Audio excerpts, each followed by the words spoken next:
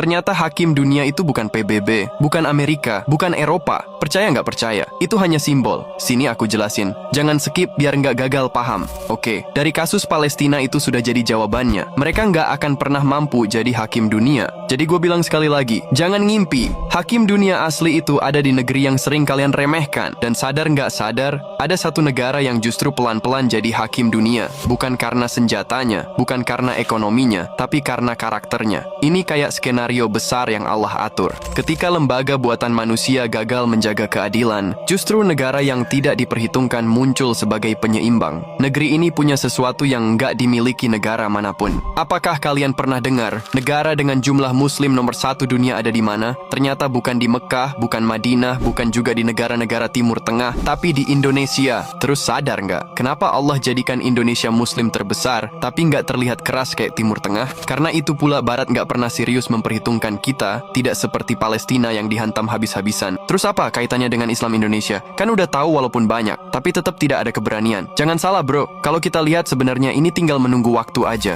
Krisis moral sekarang udah jelas kelihatan bro. Di Amerika, teknologi maju, ekonomi gila, tapi angka depresi dan juga meroket. Cina kelihatannya kuat, tapi rakyatnya tertekan sistem. Hidup kayak mesin tanpa arah. Jepang disiplin, tapi generasi mudanya putus asa. Sampai banyak yang dan tidak mau pada nikah. Alah hasil populasi manusia semakin menurun. Contoh negara yang udah mulai melirik Islam adalah Inggris. Banyak warganya masuk Islam. Semua ini bukti materi dan teknologi nggak jawab kebutuhan batin. Dan disinilah skenario Allah bekerja. Kenapa Allah menjadikan Indonesia menjadi negara muslim terbesar, namun tidak terlihat keras? Ya, karena Islam Indonesia sangat membumi. Ramah, sopan, penuh adab, tapi tetap kuat. Indonesia, negeri dengan mayoritas muslim terbesar di dunia, tapi tidak keras, justru jadi penengah. Inilah umat wasatan yang Allah sebut di Quran. Seimbang, tidak ekstrim, tidak lemah. Dan nanti, ketika krisis moral makin parah, semua mata akan tertuju ke Indonesia. Sadar nggak sadar, Indonesia lah hakim dunia hari ini.